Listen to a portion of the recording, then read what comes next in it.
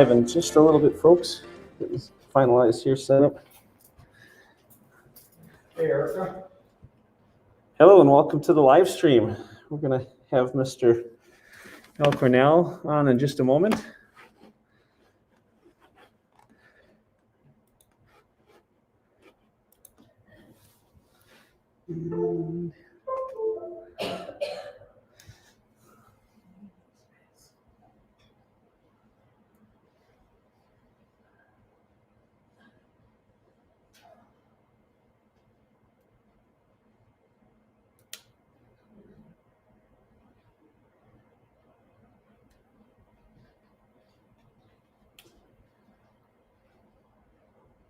So Ben, how do I find my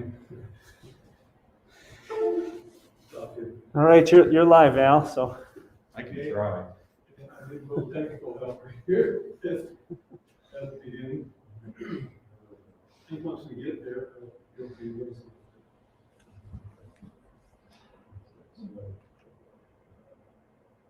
That. Nope. I need to track her down.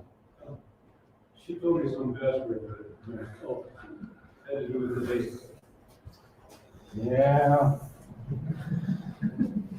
Lord. we're going to work through some more technical glitches here with computer setup here. We're filming live currently from the Kickapoo Valley Reserve in Farge, Wisconsin, and I'll cut it over to Al here, and he can give you a little talk about what it is we're going to talk about today. Yeah, we should be ready to get going here. I'll keep a little bit. Not very technical. So we got it set up. Eric, you got it set up here once for me. What I need. Again, appreciate the reserve for letting me talk about birds today. And Jeremy came in so that it can be screened remotely. And for that, it's good to have people with love birds. Yeah, I don't remember.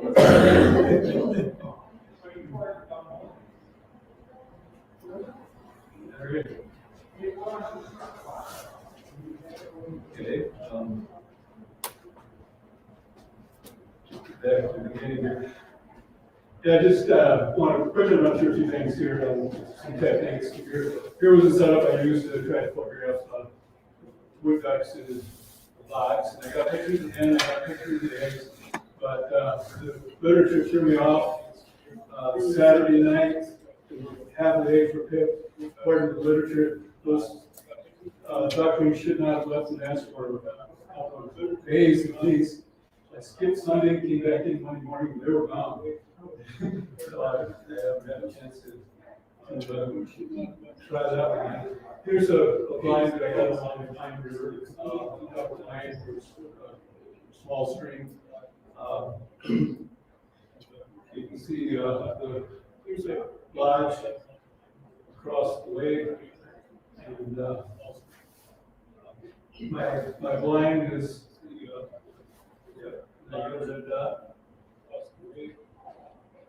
maybe this isn't going to work. It disappears when I put it there. Okay, so we won't use this thing. But my blind is laying right here, and people lies across there, and I'm trying to get expecting some things to come by. My blind is laying right here. Expecting some things to come by on the river. I did get a picture of me, but that was about the only thing I got there. Previously, I had some other stuff there.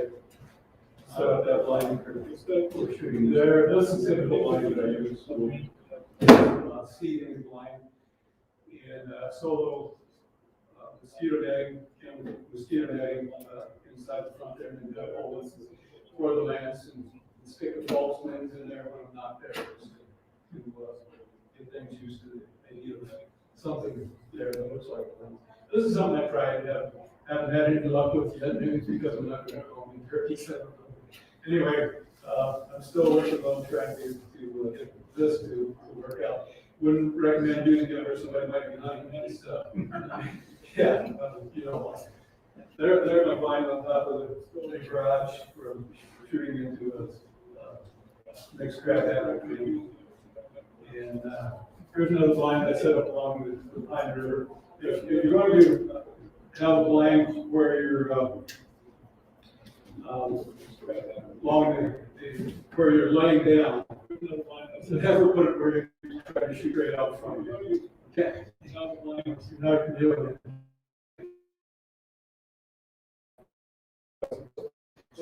So shooting upstream.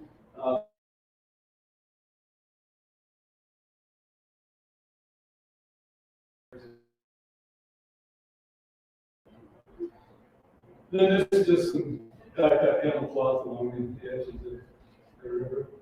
And then this is my floating blind. I used a lot of mine where there was flowage, the water was a foot and a half, it was 4 feet deep, and I'd be walking where I wanted to my chest waders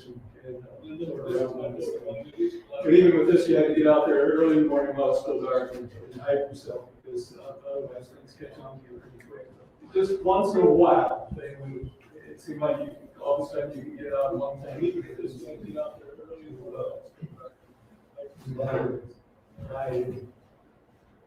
just once in a while.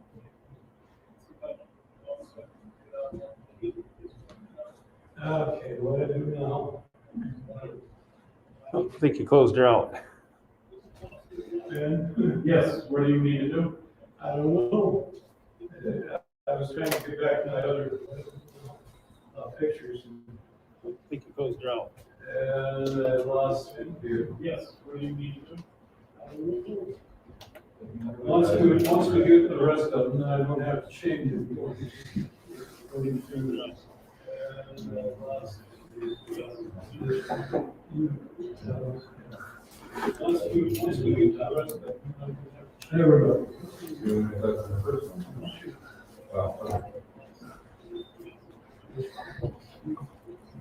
So what I'm doing is I'm going through 2 years, starting in February 2020, great year 2020 for photographing birds. Not many people say 2020 was very good. But we had some metal arts and western metal arts. If you go up 82, that's where Los Angeles, you come to the center, you got crossroads there, and they're hanging out right there. That's about 4 metal arts 2 years ago in early February. 82. Nice frosty morning. And I need to see the metal arts coming. Then we fast forward a couple months and we got some migrants coming back in. I was driving on the road, crossing the little bridge, and it was kind of go cranes there. I didn't even see the ducks. And I had the camera set on, got rid of it on top of my camera. That's because I'm using some adjustments sometimes. Not always doing that. But I had it set where I was really overexposed. It worked out. I got the picture down and I cropped this up. And would be a picture with the This is the leader dam that had the blind set up across from, and I shot from a little further away. I moved closer to try to get a picture of this guy. Of course, couldn't get a picture. The kingfish was female kingfish fish. Wood ducks are pretty fascinating color and character of the ducks. This is the only picture I got here from the floating blind. This was taken in San Diego and everything goes here around. These guys just were a lot closer to me. This movement, which I got watching, they're watching the arms not get a picture of the swan. It was important to overexpose a lot of light. And so swan is backlit and it's got overexposed feathers and so forth. It was shaded part, and the swan would not be black, but I think one last exposure. Another picture of a wood duck. I'm not sure about this stream. It's in Meadow Valley State Wildlife Area, which is connected to the sea and where I do a lot of not sure biology. I want to read a little excerpt from John Muir on his boyhood and youth. His experiences with his father was pretty bad. He talks about his dad beating every night. I don't know what you've done today, but you had an argument. So it's no surprise that John Muir did stay around the closest experiences with his adventures, and that's his part of the going. But he does say there's one nice thing about his dad in connection with us. It says the warmth of the deep spring fountains of the creek in our meadow kept us open all year. And our wood ducks, the most beautiful we call them all ducks, wintered in it. I well remember the first lesson I ever saw. Father shot in the creek carrying a snowstorm. I brought it into the house, called us around and said, "Come, Brains, and admire the work of God displayed in the Monty Bird. Never God in feathers like these. Just look at the colors. How they shine, how they overlap and blend together, like the colors of a rainbow." We all agree that we've had that before us. It seemed so awful on these birds. Birds have an impact on people in their lives. I'm sure that the birds is a part of John Muir's upbringing led to things that he did. This picture's taken in the same creek in our valley. This is called Dead Creek. I haven't researched why it's called Dead Creek, but that's the name of the creek. That's kind of nice to say, Wyoming stream.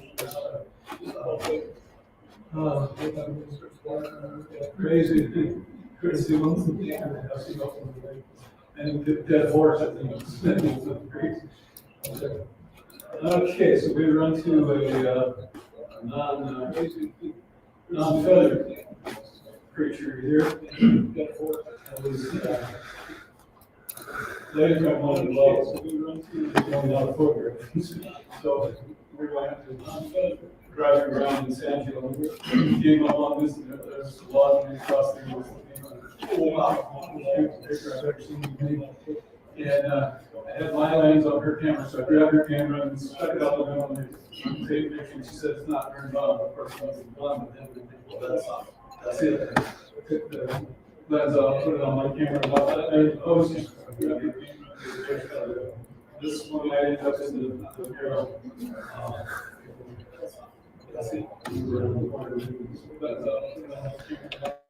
Then we also came across the cookie cranes. We actually walked around. There's a little called the loop line loop, and we were walking around that. We saw the cookie crane fly over. And maybe when we drive out across the dike, we also get a chance to see it. And as we were driving out, we saw it take off. It wasn't too far. Oh, God, that would have been nice. Maybe it was going to fly over that. Let it go with that. Don't get out or approach. There's restrictions on how close you should get to a cookie crane if you're walking or whatever. But if you're in the blind with your car, you can approach them closer. And it's like you get some pictures of it just down off the edge of the line. You're paying any attention to that. Blind with your car. Back at the house, then I got this set up in the backyard, and I got a little plastic cup. Got a rock in it that has a little compression in it.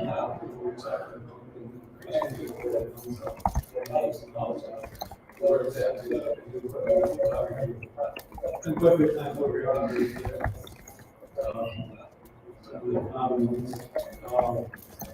Right, crown sparrow and white throated sparrow taking the bath.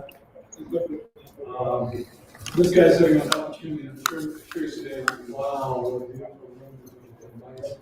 Brown sparrow sits here.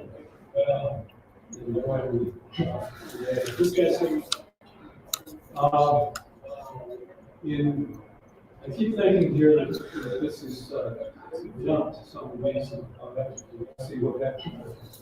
This guy's something to go wrong because this was our second trip to New Hampshire, and here before us, take a picture of Virginia males, just going away from there. This was our second trip there. The Sora was building its nest and grabbing nesting materials. This was along with the bike trip. The first time we went there, we thought in 2020 was the largest campground.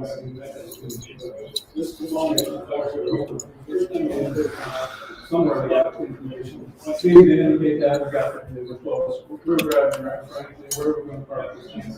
It was Memorial Day evening, and it became we thought we driving people evening, and that campground would be more open at that time. So we had some problem finding a place to park. It was clear to Ashland, and there's a sign that says Springs Park. So I was like, well, let's check this one out. Sure enough, it was open. We had some problem finding, set up a campground there and pre-registered and everything. Found out a couple days later, they really weren't open, so it wasn't even the next day. So we got in there. You guys came to the oh, we don't have water here, but they didn't tell me that we weren't supposed to stay. Another picture. So, we don't have water. Just such wonderful places.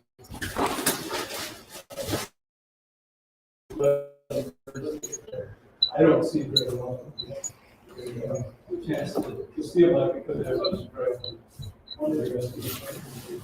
The theory was right. Then this is some ponds in the San Diego Wildlife Area. Both of them, 10 each and 24 each. I think 24 must be the cob. This is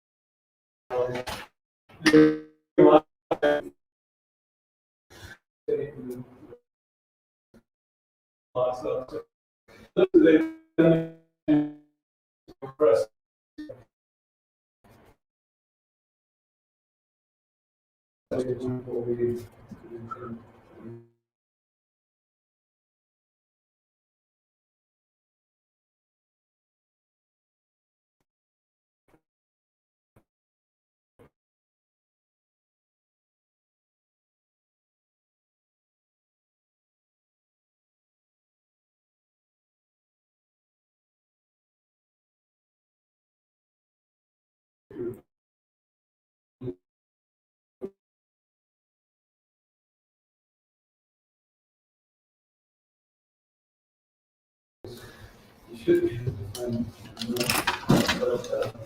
just look out and give me a shot. Black tern fishing, he's up in the air. It's over just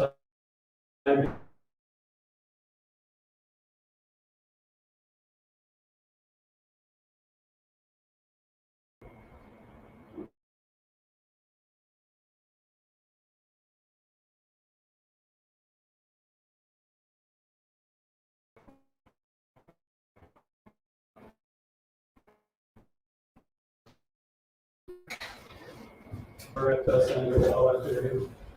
In Tohees, it's nice to come across bird once in a while. It's real photogenic, which is an opportunity to take pictures. This is cooperating really well. In Tohees, especially how it is to see a bird, let alone to try to photograph it. So it's fun to see when then as I was walking from night to the San Diego Wildlife Area, so I was how it is to see it. Little hen mallard, she's at the end of the year. You can see the tail feathers and other areas of movement on the evidence that she's at the end of the year. The males and females look a lot alike this time of year, but there's no red color of the BCS. There's no orange in the accident. So that gives you an indication of that. But here she gives you the real identifying things by females. This white teardrop shape on the secondary is very typical of the female. The male has a little white strip that it's very fine here around the shape of the teardrop. She was just a pretty little thing and very cooperative of having her picture taken. She could have flying away, flew away, and she just sat there. And that's what she likes. I've been trained how the young are high-headed, but built, the adults, as of course just uniform coloration. I've been trained strip around it, high-headed, variety of color. Non-feathered creature again. I was looking out the window and I saw this round triangle sitting there. And I saw some stripes on it. Ooh, that's not feathered creature. Slipped the bag door open among his stuff. It was so intense on jumping or something, bouncing on something that there's a food when they sort of bag door opens and stuff the camera was out.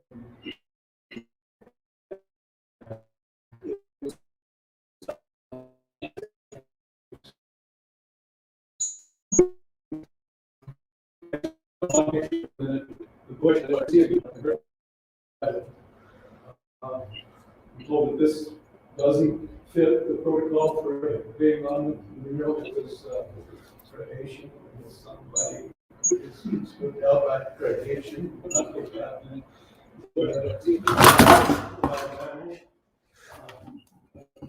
Assure you that I've seen a lot more people get freaked out with the picture of the snake than this I put on the Facebook, of course, except in the share,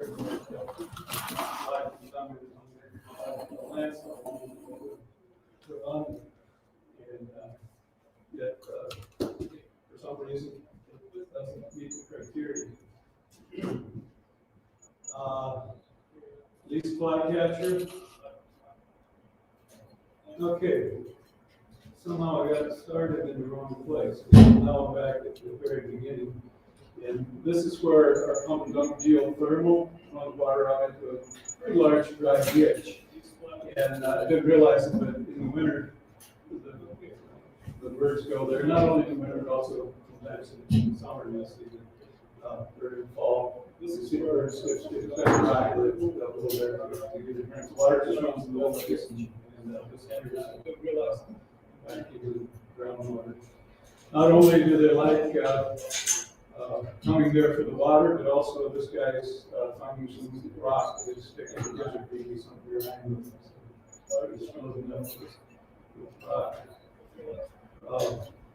Swainson's thrush, you can photograph it in the bush. A lot of times, where it's dark, there's a lot of times it's hard to get sharp things. So this is sometimes it's just for identifying the species and say, well, I got another 200 birds that we got photographs of. I was walking a trail and just carrying the camera. I knew there were some things around and came across this yellow throated beard. It was impressive to me. When I was reading the bird, I knew that I saw. I was walking at a beard. Back at the pump, this is jumping a little bit. I thought I had in the range, so I was going to go through the year twice. We're jumping around, so the bus comes up next. Stuff different alternative. This does progress in the spring here a little bit. This is about a couple of months later. We start getting coming back. There's migration. You notice here that there's a steel fence post with some barbed wire that separates me on the property of the land. Exit have permission to go from the neighbor's property. It also separates Richland and Bergen County. Notice here that this is on the county line there. And we come to Chickadee in the fall. Giant ragweed I like stuff, and stuff is down, and it's bad, and it's swimming. But what the birds like, chickadees were just hanging on the ones that I didn't get cut down. And the cardinals were looking on it also. Those seeds were pretty good. I don't know if they prefer for some parts, but they sure go after them. And they're good. Yeah, the swamp sparrow. It's interesting when people talk about these sparrows, people get into bird watching for something like browns, that's our conference, little brown things. Patrick Manus was an outdoor writer, humorous page for outdoor news for sparrows, outdoor life for many years. And he talked about trying to become a birder, and pretty soon he started lumping all these things, the little brown things, But if we get used to the sparrows and get accustomed to looking at these kinds of birds, we see all these patterns of color, of browns and blacks and tans, and just it becomes an important part of our birding. Okay, we go back to the line fence between counties and the pair of wood ducks that come around. So he, among the spring birds, the golden crown kinglet. You know, people, I don't think they can believe how small birds are. Of course, the hummingbird is a little bit smaller. But these guys, Brent Heinrich writes some books, and he writes, here's a name, he had a cabin, he was a professor, and he took students out there, and they did these projects and stuff. They found this dead one, they plucked them. It's just amazing what a little bitty bird is inside those feathers, just a little tiny thing. It weighs usually around 6 grams, 2/10 of an ounce, and just a little more than a teaspoon of water. Hardly more. More than a teaspoon of water. It's just hard for us to imagine. Back to Nisita, and we got a whooping crane chasing the sandhill crane. They really worked on getting the whooping cranes in there, and they get a little territory because lots of sandhills sometimes coexist there. Amazing how many people see red-headed woodpeckers. They see this and they're seeing red-headed woodpeckers. A lot of people, those not you people who are very familiar with birding, but other people talk about it. You can actually see just a tiny little bit of the redishness there that this one gets named for it. Not everybody could be called a redheaded woodpecker, so this one gets named for it. Little stream, the water was flowing where in my 75 years on the farm where we live now, I've never seen water flow there other than run off in the spring and during flood. The water table in 2020 was so high that we had water running there, so we had on the yellow throat taking a bath. See the eyeballs, we can pick out the eyeball there. The mutating membrane is usually closed while they're splashing the water. Oops. Let me see what it is here. Oh yeah, this guy, the northern water thrush. I was walking down along the stream and I saw the water thrush there. The stream flowed for about maybe 3 months that year because of the high water. And so I thought, well, if I get a picture of him, I set up my little pop-up line and sat there and I sat there about 40 hours over the next couple of weeks, and I got 30 some different birds that found to fast forward here to Reed's, and they had a Rufus hummingbird.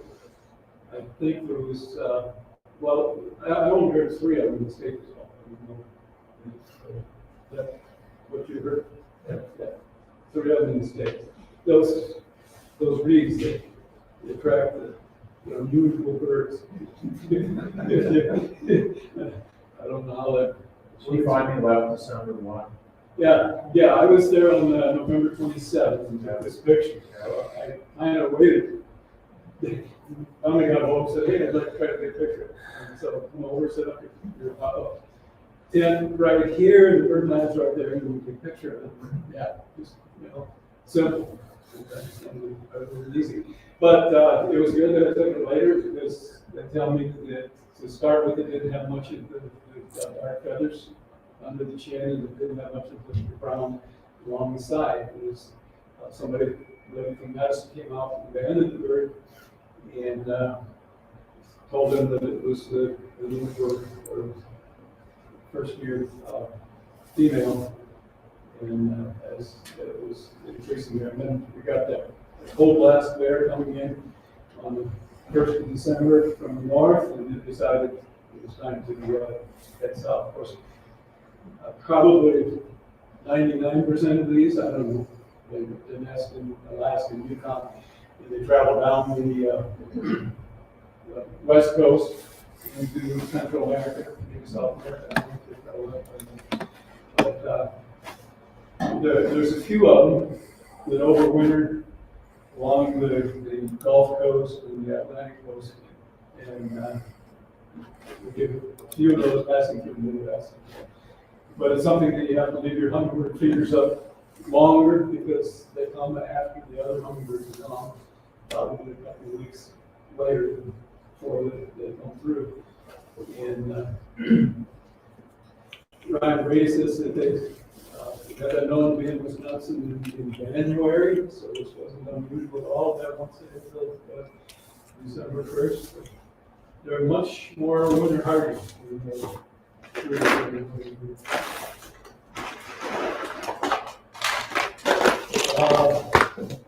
Back upstream, chestnut-sided warbler is taking a bath. Very pronounced male with the white chestnut and white top knot. The blue-winged warbler, a lot of warblers are yellow. They can't all be named yellow warblers, so this one's named the blue-winged warbler. Warblers have a lot of big impression on a lot of people. Like that woman's story, we're such things. Out of wood hole in the 10 million on that Bruce music essay. Says I heard a boy who was raised an atheist with a changing mind who saw the black species of warblers each depict like propellers that were going these through hundred thousand miles of migration, but which time was both wisely but understood little. So it can have an impact, and in that case it was a spiritual impact, and also had a physical impact that sets a person on a track to I love these things that are out here that are out in the world. I want to live my life in with that. I want to read a little bit from Silent Spring by Rachel Carson. It says, Rachel Carson, of course, was connected with getting rid of the tremendous amount of using of DDT and the terrible effect that it had on special places. It says all of the treetop feeders, the birds that glean their insects from the leaves, have disappeared from the heavily sprayed areas. Among them, those woodland sprites, the kinglets, those ruby-crowned and golden-crowned, the tiny gnatcatchers, and many of the warblers whose migrating hordes flow through the trees in spring and multicolored tide of life. And so we see people impressed and life impacted by the beauty of birds and things that happen to them. Just to come on board and realize the value of these things, to take more interest in preserving and keeping them. Indigo bunny coming to the water. Blue-gray gnatcatcher is excited. My favorite winter bird the red poles. I had one out in the backyard this year. Well, this one was back, and had all these birds coming to the bird feeder and everything. I put on my snow camel, and I walked slowly around the house. And the other birds seem to stay a little longer than they normally do when I approach. But pretty soon they're going.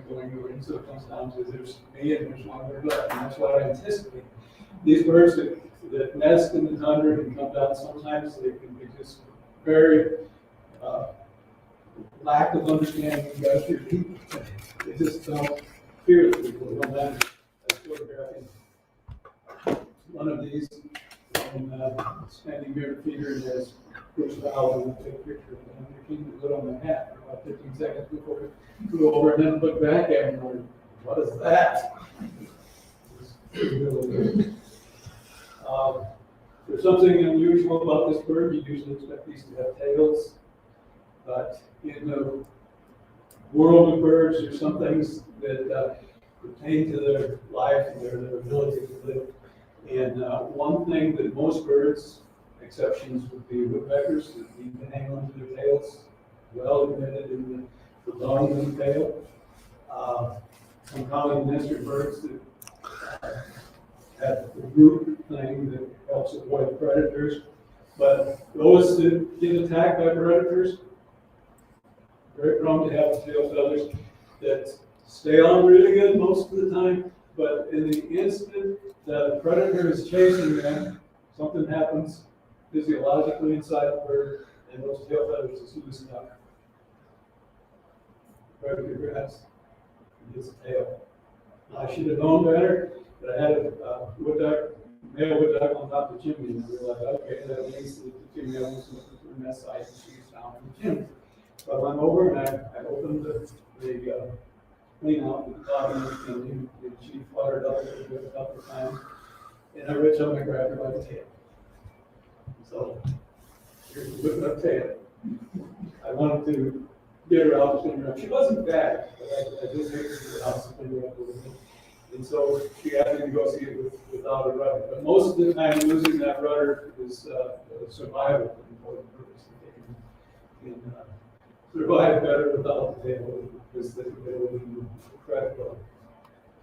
Back at the little stream, one of my favorites, the golden winged warblers that I remember now recent times. And this guy,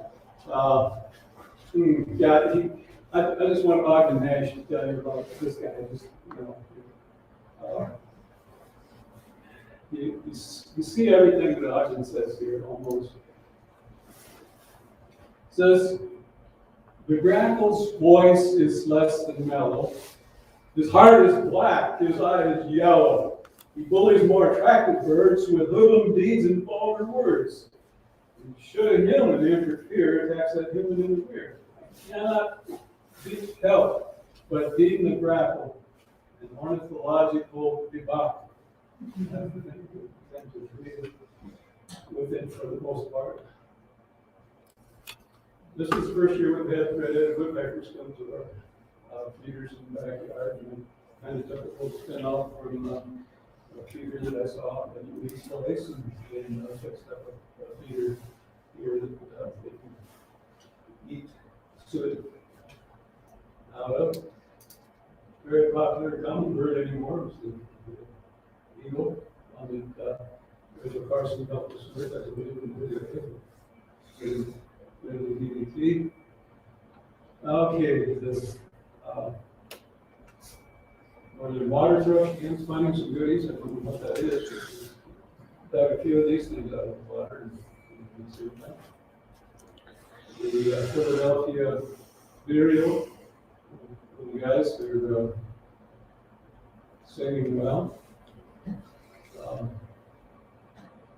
The warbler that gets the name yellow then got a little extra here as the dandelion gives him that frame on top of his back. Seems to fit in quite well with the bird itself. Let's start taking a bath. This was supposed to be the next to the last picture, but we're jumping all over, so my order has changed around a little bit. This was a couple of weeks ago. Sally and I were at Camp Mountain State Park. We got back into the stop area, and there's a parking lot there, trails that we can walk on. And the sun had been shining underneath the pine trees, and so it had melted the snow, which there wasn't very much accumulation of it there because it was all out on the trees. And opened it up, and these red-breasted nuthatches, there was a number of them there, must have been 10 or 12 of them floating around there. I've never seen a group of red-breasted nuthatches before, but they were floating around there. They're very approachable. These guys go to the northern forest, and again, is one of those little birds that just is approachable sometimes. In fact, I was standing there photographing a bird six feet away from me, and 2 different times I had one fly over land on my boot. And I like my boot, but I think it was just something different in the parking lot, and they thought maybe there would be some seeds around it or something. To go look. So, back at the water stream, the female indigo bunting is looking down. And that, I don't know if we jumped into the water. I have a different picture there. This bird made count week. We live on the east end of the Farge area. And this bird in this tree made count week. And then I hadn't seen it for a month. And 2 days ago, I was campsite and shut off the sound for the church. And I knew I was right there close to that tree. And there's that robin from that tree again. Yesterday I went back and looked, and the robin was in the tree. Here's what I thought you might be looking down at in the bunting. And sometimes the birds get a little wild when it's floating around the water. I think this scarlet tanager on his back, and he's certainly throwing water. His beak is here, and the eyeball is here, and he's just splashing. Field sparrow came to the creek. Magnolia warbler, female magnolia warbler, showed up. We'll see if this is in the right order or not. Yeah, there she is, down into the water, ready to start splashing. She's getting warmed up. Go actually splash the water. Male scarlet tanager is among the things that came. The Nashville warbler. Our former trip to Ashland, first one, had these marsh wrens, and so far so good. The Let's Start was there. Warbling vireo, white tail runs out across the marsh there and across the bridge. It's a fun place to go. Then there was this guy. Morgan. I was walking the dog, and it was misting. I had Fred Sack over the camera and lens and walked across the bridge. There's a coot over here on this side, and suddenly something takes off from the other side, real close to the trail. I went on the coot, and I said, "Oh no, this is not a coot." There was some geese out there, and it started swimming out there, and pulled the sack off, and they got a lousy picture of it, and turned his head. So I could see the orange portion when the shutter went off, and it turned his head back the other way and didn't have that. But it was, not a flat picture on the morning.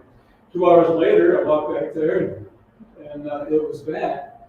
And while I was waiting for it to swim out into this open area, it was wanting to stay out of my sight. And so when it saw that I was persisting there, it took off. I got a shot here. Why didn't I keep the button down? And maybe I would have got a shot of it after that came into the more open area.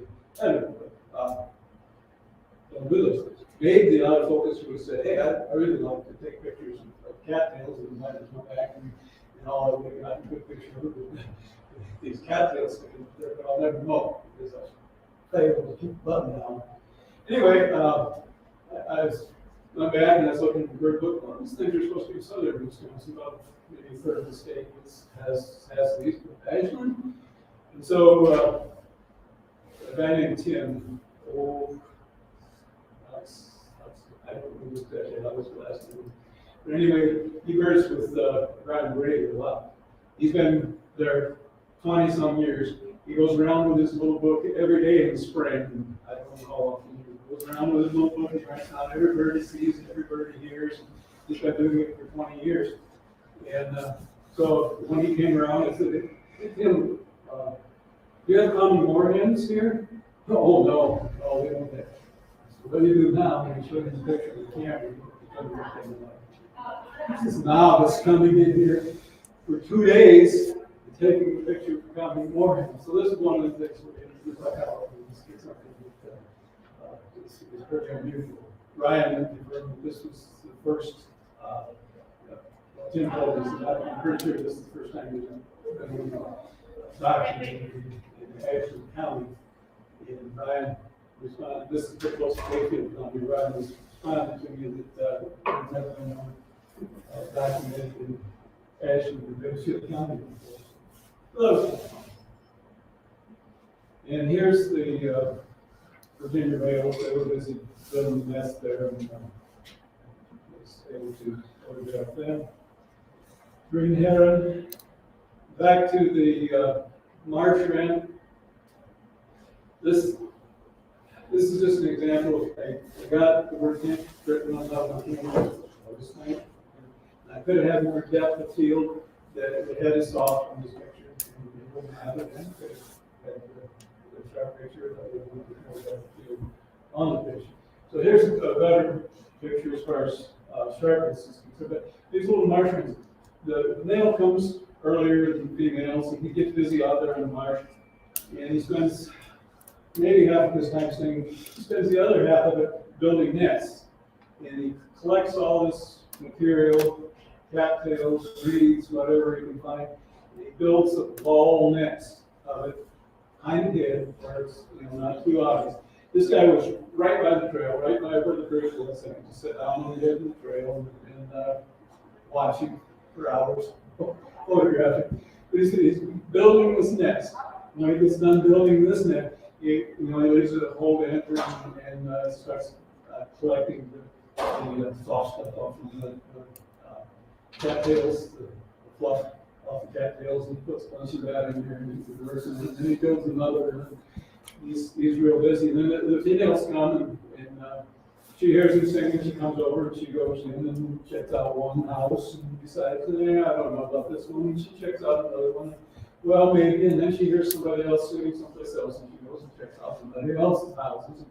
And, they all look just alike, so she can't have a preference that this guy looks better than the other one. At least it looks alike to me.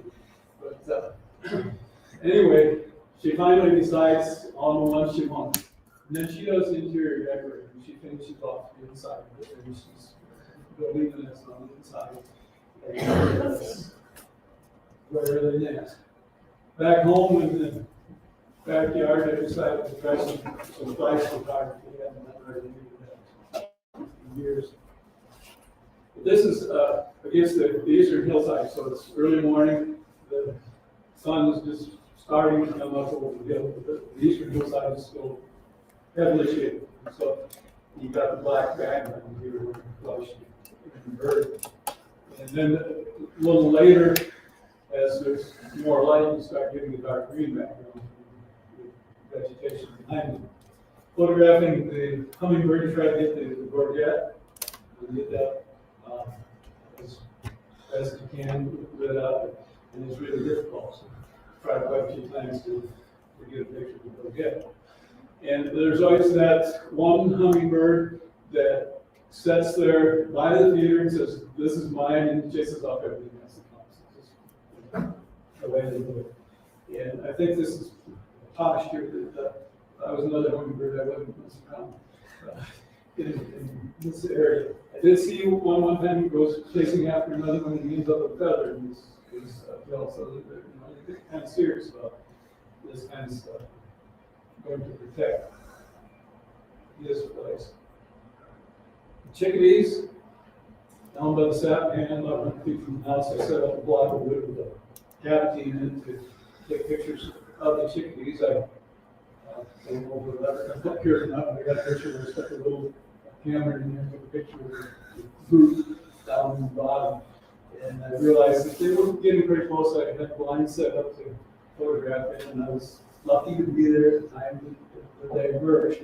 And this one comes out and says like, okay, world, mighty chickadees coming, here I am. And the last one to come out still had it took about 20, maybe a little longer than that. And everybody left. Once they start leaving, everybody goes whether they're ready or not. The last one to come out still had a down feather sticking up on top of his head, and he looked pretty intimidated by the world, not ready to take it on. This guy. Back at Sand Hill Wildlife Area, the buffalo bird, or deer bird, or well, we call it the cowbird, because we got cows and legs.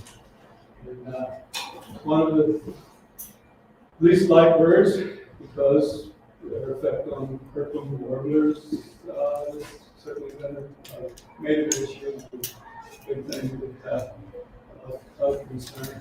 But enjoyed by the deer. The reason they're enjoyed by the deer, the picture came up. I was worried about that. The deer fly, you can see buzzing around there over top, loves the deer, and the deer loves the bird, and the bird loves the deer fly.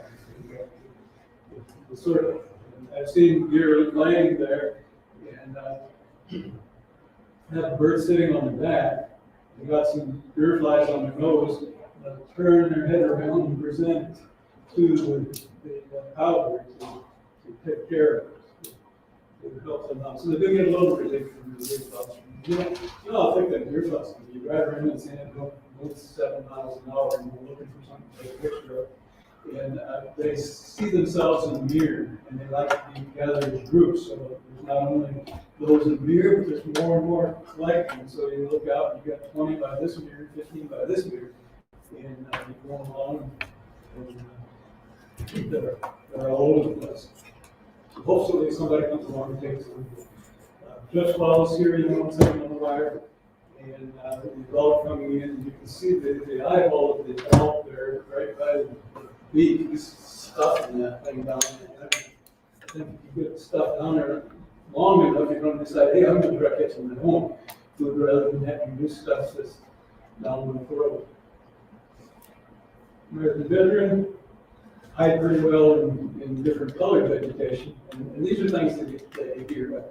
I say they go like honk, honk, honk. The first time I ever heard that back when I was camping, what's going on? Who's doing that? And it was going on all night. Honk. Yeah. Pretty fascinating with the posture, how well they're hiding the greens, certain facts here, show up against the green background here. The eagle was close to his nest in the sand hill. Don't know if wolves ever found this one or not. You come a lot of them. Okay, now we're back in the cedar. We're going to see whooping cranes in my pictures. It's in cedar. And we get another one. Yeah, so here you can see the leg and see what these different body cranes on there. And you can actually identify hundreds of different birds by the sequence of different body cranes.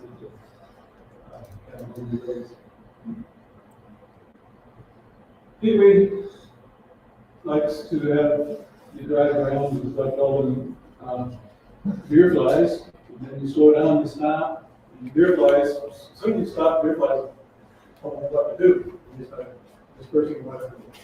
But if the peewee around, he comes jumping and picks up a few of them. This is in cedar. There was a drawdown. Water levels are often pretty stable in their foliages. It's important to draw them down sometimes for management purposes. It imitates a little more what happens in the natural world where the water levels fluctuate and we get a lot of vegetative improvement from it. But they draw down the foliages in sandhill based on where they have young whooping cranes. If the whooping cranes are overnighting in heavy vegetation, coyotes will sneak in, and they end up losing a lot of the young whooping cranes because of that. And so they'll draw it down, and these whooping cranes can be out there where they're very visible, but also the coyote crane come in and be visible. and we can avoid the predation of doing that. But in this picture, you got, I think we got 3 blue-winged teal, one here, and one here, and a great blue heron here. And we got some nice sky color. Notice the models, the colors in the sky. So it's kind of a neat opportunity to get the picture in the silhouettes, which we notice in the water. Great egret, cormorant with a bullhead. As this drawdown takes place, and you got the border with the water surface that you used to have, and fish concentrating.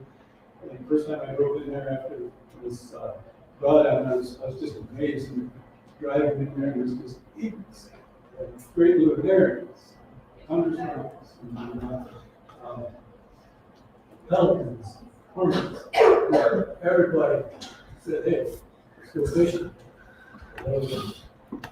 And they're there. These guys make a kind of a vacuum cleaner to stick together in a big group and just go around scooping up all those fishes that are over there. It's fun to see them moving around out there. Also got a couple more cormorants, great blue heron. In the background here, cormorants here and over there, so you got a thunder swan sitting there. Shorebirds, snipe. This guy was fishing. When I drove in there that day, it was such a nice setup. I talked to Brad Strobel, the biologist there, said, "Hey man, bring in a little blind and just move off a way and not supposed to wander around in the wildlife refuge. But for 6 weeks, you can go in there very easily where you want to go. 6 weeks apart in July and August." And so he said, "Well, I'll talk to the property manager in the back here." So he said, "Yeah, you can bring in blinds." And the next morning, I got up again, drove to the cedar, and got in there in the dark and set up a little blind and took pictures of everything. This guy wasn't really interested in eating bullheads for breakfast, or maybe he wasn't interested in eating at all. Hopefully I'll find a picture of him didn't catch and release it later. I think this is the greater yellow legs, told from the lesser yellow legs by a little longer beak and less mottling on the sides and thicker legs. Pretty tough for a beginner to know what's what. There he is.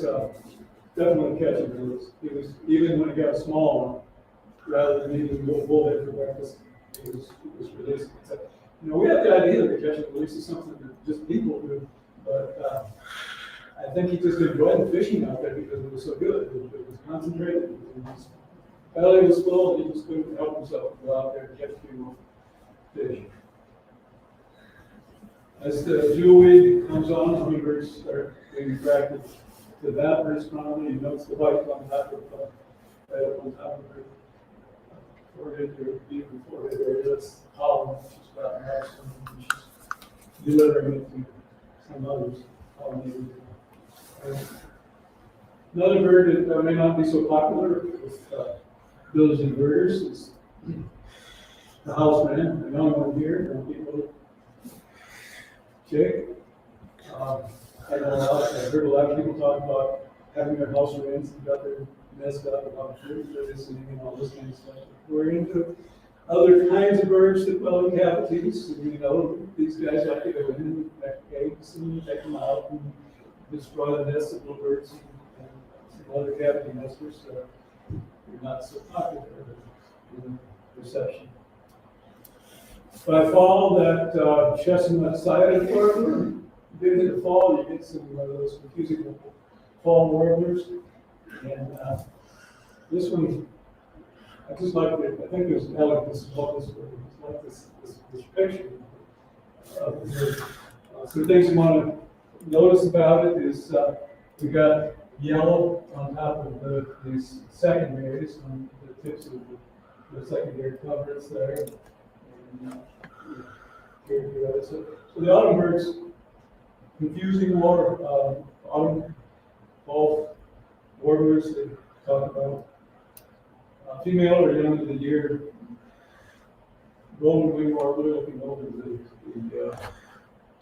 the red jays, black-throated green warbler. And this one, most everybody can learn the name of this one. Not so difficult. The black and white warbler, yes. It's very simple. It acts like a nuthatch, so when I've been down there amongst the trees, getting little bugs and spiders and stuff out from under the wire. The female, probably good female, I'm not sure about it. The younger the year, the males start getting some orange, where you see the yellow, they start getting green. Like the female, she got a little bug of some kind in the beak. Good start. And a more typical picture of what you would expect as the nuptial plumage, or plumage in the golden wing warbler. I think this was taken in the fall. Some of these birds molt into their other plumage quicker than others. Some probably don't do it until they go south. The Wilson's warbler was a tricky one for me. I had several different opportunities to try to get a picture of it, and it wasn't successful. We finally got this one that's really sharp. The black cap isn't as pronounced as it could be. There's some other feathers in with it. Yellow rumped warbler go into these reeds, and one reed catches 3 primaries and sticking over the top of it. It looks kind of awkward. Very comfortable there. Didn't see very well that would happen. Another picture of common yellow throat in the fall. Nuthatch. The other nuthatch, the red-breasted nuthatch. Another bird, just, well, I guess the sequence here got mixed up, so we forgot that all of these these little northern birds. By fall, the Tennessee warbler is all yellow. It has a yellowish over the head. They're really gray. They're the most abundant birds at my water fountain. If you got a chance where you got to set up where it's close to some bushes or something, it's a really neat thing to just set up a water structure like this, especially if you want to try to do some photography in these places. I think this is the only time we ever had images from the water structure like that. It's the orange that looks to be a cluster with the shoe. Another Nashville warbler. Another magnolia. Didn't get a picture of the male on this. Of course, that's one with black in the head and throat. The other area, I guess, on the yellow throat. And this then kind of has some of that chestnut color there under the wing. You see it back in this area. But this doesn't have the yellow on the secondary coverings. It doesn't have the lines of the chestnut sided. This is a bay breast, which takes on a lot more color in the spring, especially the male. The head is totally different with the bay color, and the breast is all beige.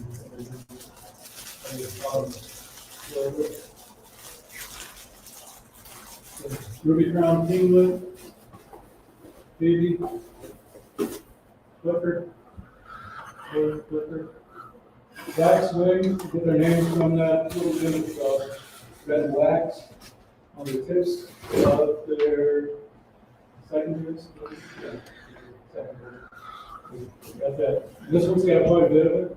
We find some other ones here, but those are not always the case. Another one of those things that some people want to categorize as a little brown bird, but look at the definition of life and and all that on the sparrows. Well, did you love those sparrows? Lincoln sparrow. Blue-headed vireo. Whoops. Notice the tail on this guy. This is at the time of year when it's gone through molt. And the molt is centered, breakfast, tail feathers first, and so they're fully grown in, and then they shed them up the sides on both sides. So you've got all these different lengths of feathers on the tail. You see a cardinal today, his tail feathers are all going to be rather equally long, right? Evidence of the molt. Hard to find ruby crown kinglet. It opens up its ruby crown, usually that little red streak across the top there. If they get excited by anything, then they can open it up and show it. One of our less colorful warblers, the orange crown. Hardly ever see an orange crown. Orange crown warbler. That's the name they get. The hermit thrush. Another waxwing. He's got a lot less wax on the wing. You can see a couple spots. There's some wax there. This, of course, was shot from on top of it. On Siskin, I associate them with being winter, but this was shot in the middle of October. So the hand show up earlier. Bluebird on the shumai and eating some shumai. We're kind of on near the winter edge of bluebirds. I remember being at Boston a lot of the nursery there and Paul Bennett, he's a biologist at Boston, the University of Paul Bennett. And he'd been on a Christmas bird count. He come back and he's Christmas Center for Christmas bird count. He said, "We saw bluebirds. First time ever on the Christmas bird count," which was a little over 30 years ago, 30 years ago. And since then, there's been more of them staying in the winter.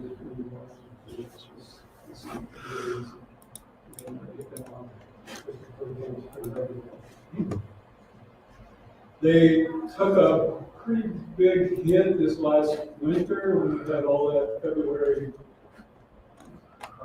vortex or whatever we call it. And their nests are wintering not too far south of us in the cold weather. They're just not adapting to the cold weather. And quite a few bluebird populations pressed this year, along with feeding population, which should be on the way to recovery. More difficult to see with the system. Back at the on the site, where the water is rolling out in the fall, crops comes into the good rain. Waxing comes in and notice very little, just a couple of little bitty red spots on this guy, probably the end of the year. And as we cool, a bit more red wax. The sawblades, whose my feeders are being raised by two. Sawblades on one side, and we have a bicycle wheel on the other side, and stop the new one stops. It's not going to stop squirrels. This backs up valley a little ways. Had screech owl for a little while, and there hadn't been any screech owls there that I knew of for a long time. But one time when I walked by this fall, there were some objects, and there was screech owl in there. And then the first day of count week for the Farge, we got 3 days before, 3 days after the count day, it's count week. So the 3 days before Count Week, I was walking by there and saw blue jays, nuthatches, chickadees. Everybody was interested about fly-ups that look down there. I've seen titmice do that too. Fly-ups and look down in there. And, just love to harass these guys all day because they like to find little birdie at night to feed on them. And so I took a little camera and I set it in the hole and took a picture and verified that I had a screech owl that counted for counting. Another setup I've got that the screech owls use something like that. Okay, we're out of Wisconsin now. We're on the other side. We're shooting back at Wisconsin, on the Mississippi River involved in the thunder swamps. Coming down in numbers, and sort of across the whole Wisconsin. But, large groups of thunder swamps that are pretty impressive. And most people taking some interest in. Another shot of the red bull. I've had 3 of them this winter, but never all at the same time. Got a little female that's there now. She's the only one. Before that, I had 1 male, and then I had 2 males, and then I had 1 female, and finally just the female is on the ground. Goldfinch feeding in New England aster. Purple finch. Another waxwing, and this one, boy, if you're really close and you look at it, there's just a tiny, tiny little bit of waxing in right there on one of those feathers. So this is the young of the year. You can tell that too by the top-notch feathers. Oh, there's the picture of the chickadees down in the hole before the days before they fledged.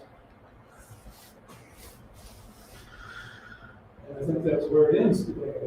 I didn't know it was going to be the end because I wasn't sure what I'd gone through and hadn't gone through. But that's the end. So if you've got questions, comments, or whatever you'd like to contribute to this time, the floor is yours.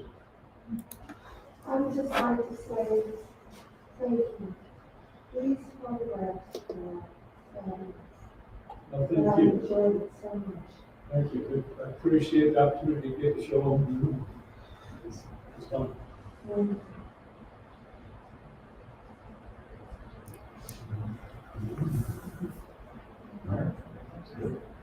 Thanks, Al.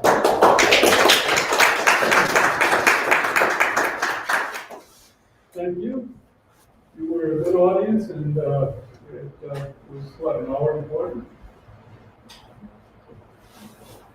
Thanks.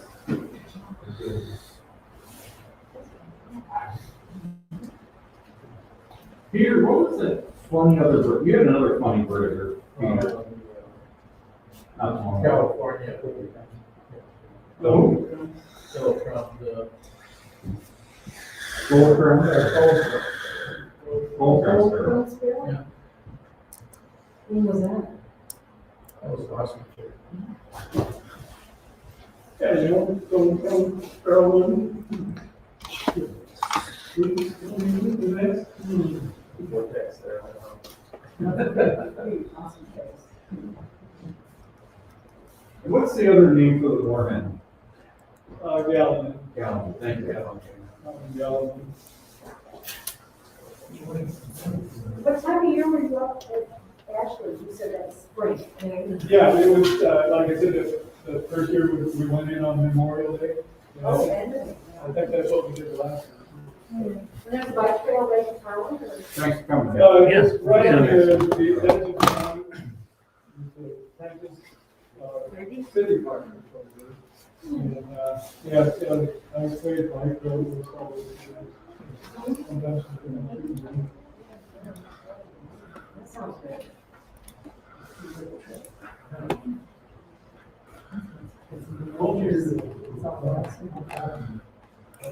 Not parking or anything. Oh, okay.